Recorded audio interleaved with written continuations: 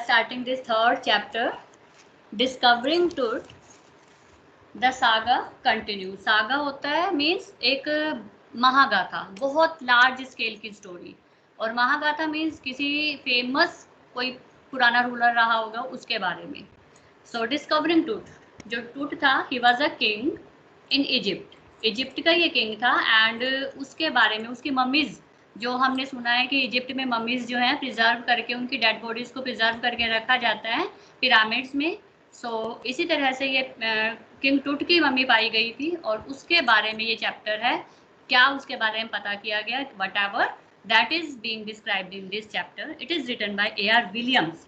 And A.R. Williams जो है she is a great writer और इसने ये नेशनल जियोग्राफिक मैगजीन्स की सीनियर एडिटर रही है और इसने हिस्ट्री और आर्कोलॉजी में ही सारी स्टडीज़ अपनी की हैं.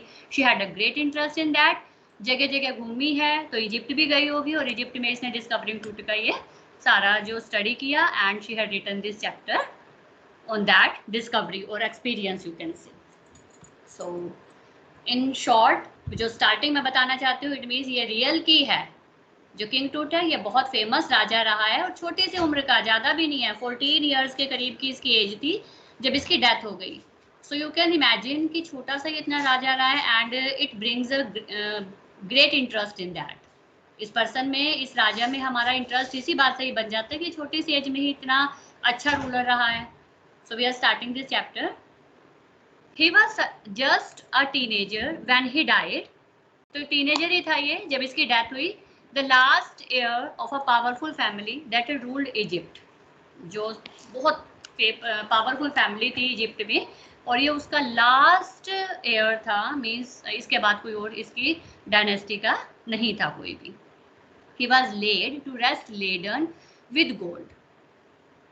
लेड टू रेस्ट मीन्स होता है कि कब्र में पड़ा है ये, लिटाया हुआ इसको, और मीन्स रेस्ट पे है. रेस्ट मीन्स परमानेंट रेस्ट जो होता है, डेथ हो चुकी है. Laden with gold, covered with gold, gold plated. राजाओं की मम्मीज पे गोल्ड की प्लेटिंग की जाती थी. एंड इवेंचुअली फॉरगॉटन, और उसके बाद बस इसको जब कब्र में डाला होगा उसके बाद आगे से generation, because he was the last of his generation, अपनी डायनेस्टी का लास्ट था, तो इसको आगे आने वाली जो जनरेशन थी, पीढ़ियां थी, वो भूलती चली गई. Since the discovery of his tomb in 1922.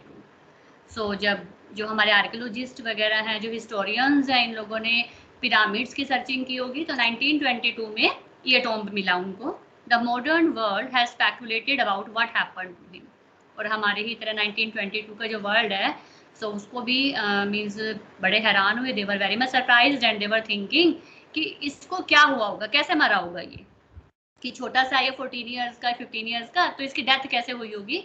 With murder being the most extreme possibility. और यही लगा था कि जो सबसे पॉसिबल कंडीशन है, मे बी वो इसका मर्डर किया गया होगा.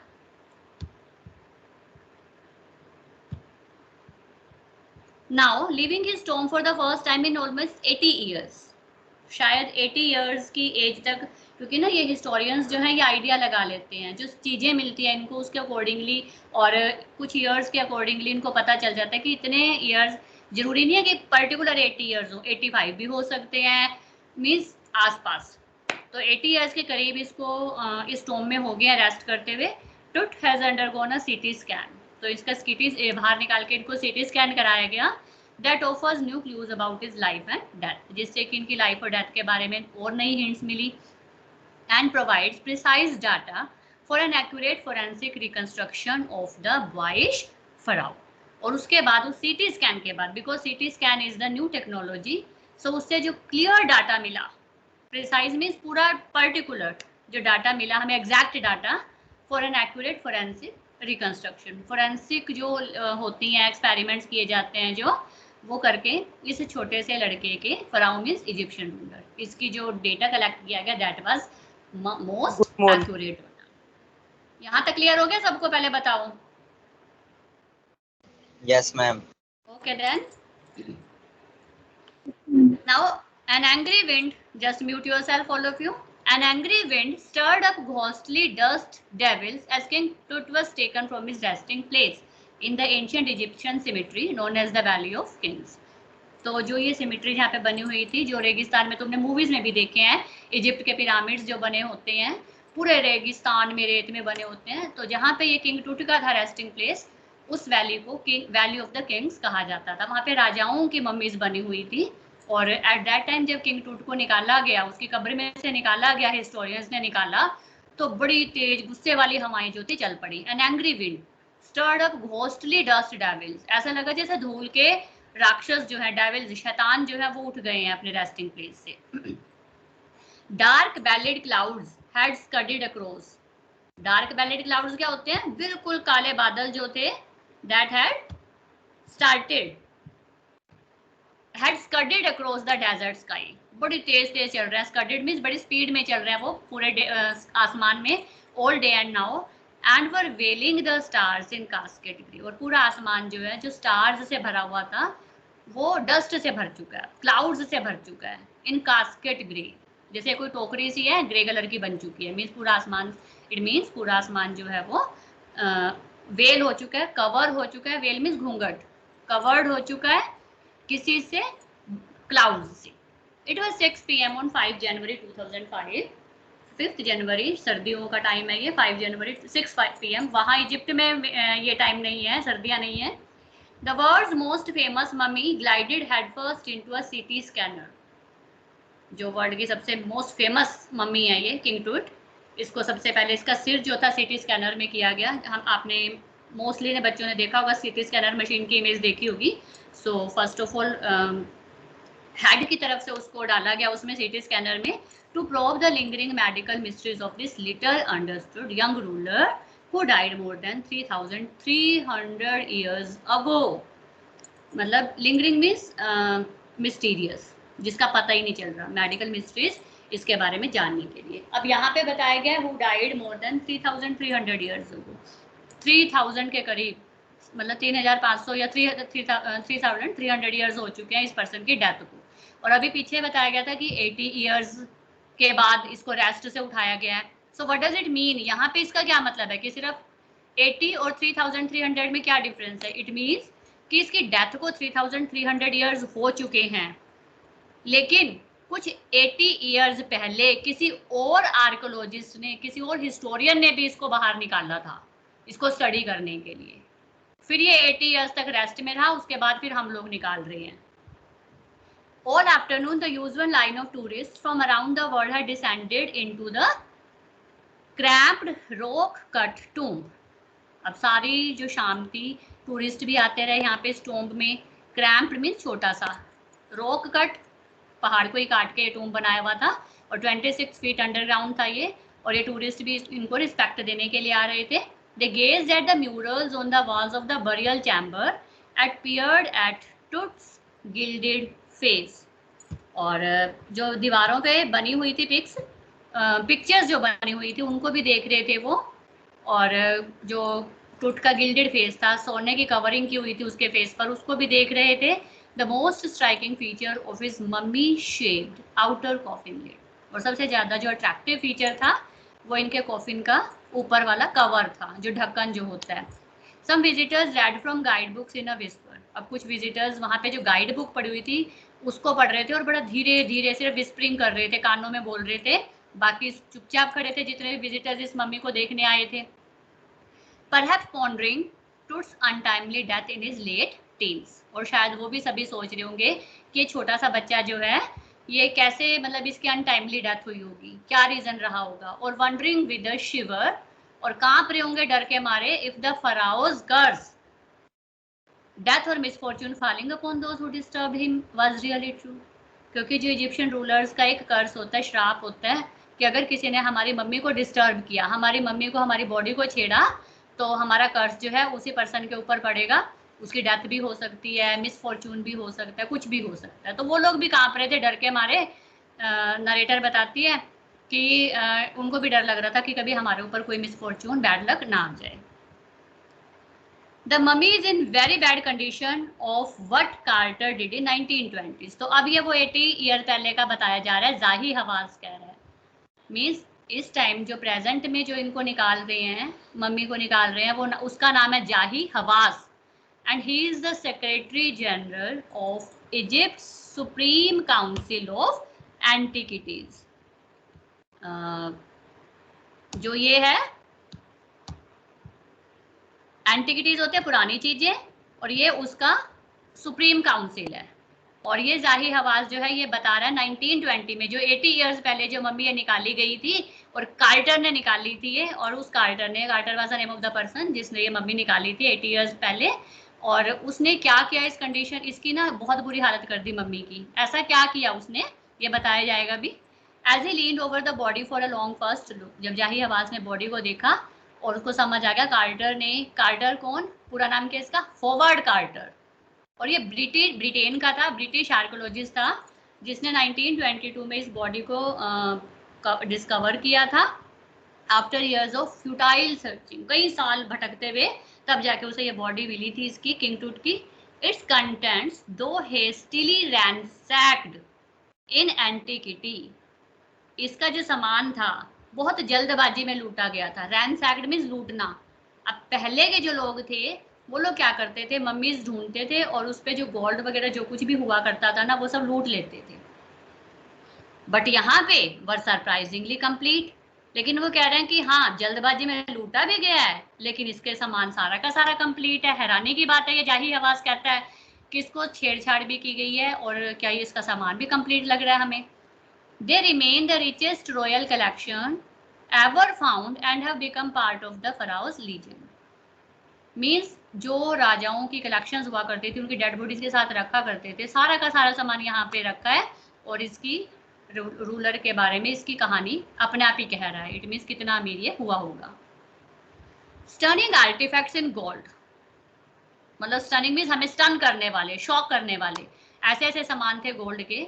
There eternal brilliance meant to guarantee resurrection, और मीन्स ऐसे चमक रहे थे और उससे ऐसा लग रहा था कि सच में ही रिसरेक्शन होगी। रिसरेक्शन होता है रीबर्थ, किस राजा की रीबर्थ जरूर होगी। पहले सामान क्यों रखा जाता था, डेड बॉडीज के साथ क्यों रखा जाता था, बताएगा कोई भी मुझे? Anybody can tell?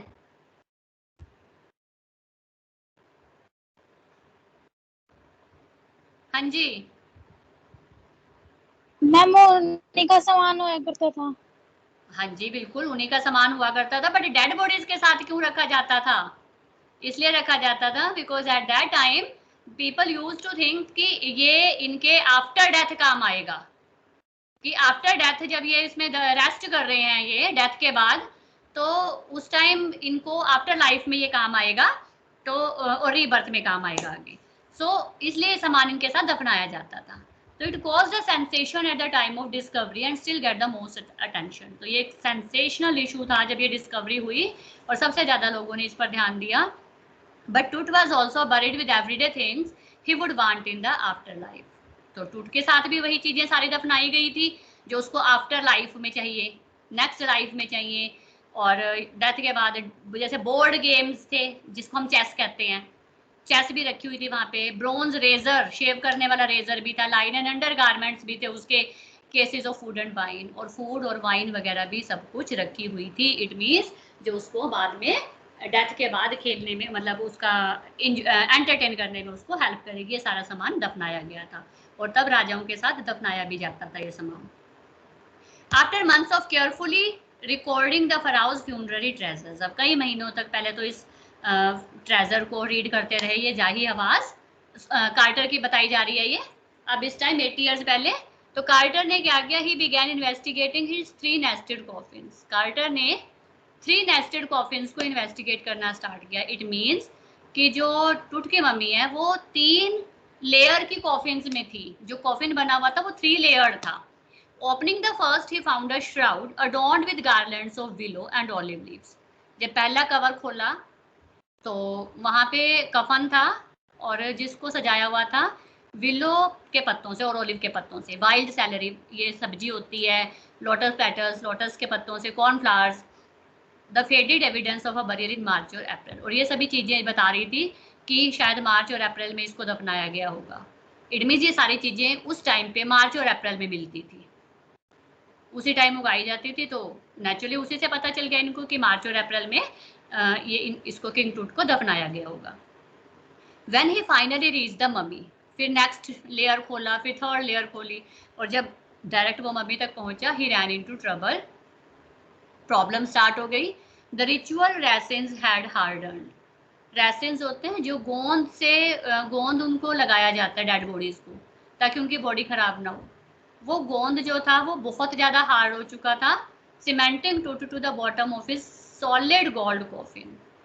और उसकी गोंद की वजह से वो पिघला होगा और उसके बाद हार्ड हो गया, और उसने उस गोंद की वजह से टुटकी को बॉडी जो थी वो कॉफिन के साथ बिल्कुल सीमेंट की तरह, जैसे सीमेंट उनको फिक्स कर देता है, किंग टुट की बॉडी फिक्स हो गई कॉफिन के साथ। No amount of legitimate force could move them. Carter ने, साथ साथ जनरल्स भी लिखते हैं ना, ये अपने डायरीज लिखते हैं, तो उसमें लिखा हुआ था कि कितना मर्जी फोर्स लगा लो उसकी बॉडी नहीं हिली। What was to be done, क्या किया जाए। The sun can, it means diaries से ही पता चलता है कि पुराने लोगों ने क्या मम्मीज को ढूंढा और उसमें क्या किया। The sun can beat down like a hammer this far south in Egypt, और वहां पे गर्मियां पूरी पड़ती थी इजिप्ट में। And Carter try to use it to loosen the resins, तो कार्टर ने उसको गोंद को लूज करने की, पिघलाने की कोशिश की। For several hours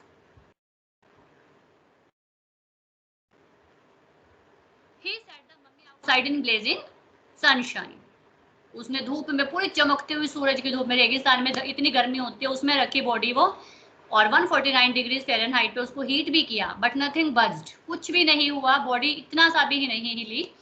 he reported with the scientific detachment that, detachment होता है कोई लगाव ना होना, जैसे डॉक्टर्स को पेशेंट्स से लगाव नहीं होता, वो सिंपली करते हैं जो भी काम करते हैं, तो साइंटिस्ट भी इसी तरह से ये हैं, वो बॉडीज के साथ उसको कोई लगाव नहीं है, और वो एक बिल्कुल डिटैचमेंट से बोलता है।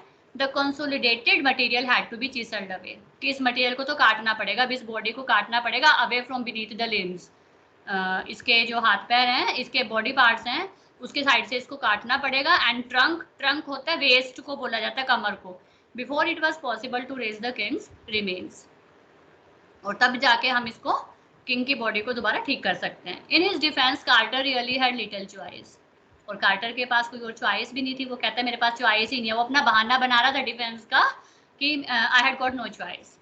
If he hadn't cut the mummy free, thieves most certainly would have circumvented the guards, अगर मैं नहीं करूंगा तो कोई ना कोई चोर आ जाएगा और वो गार्ड्स को चकमा देके, सर्कमवेंटेड मीन चीट करके, and ripped it apart to remove the gold, वो चुरा लेगा सारा का सारा गोल्ड।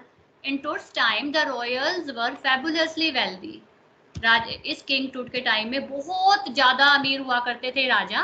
एंड दे थॉट और hoped they could take their riches with them, जो आपको बताया मैंने अभी, उनको लगता था कि वो अपनी पैसा अपने साथ लेके जा सकते हैं। For his journey to the great beyond, great beyond होता है डेथ के बाद अगली लाइफ या डेथ के बाद वाली लाइफ।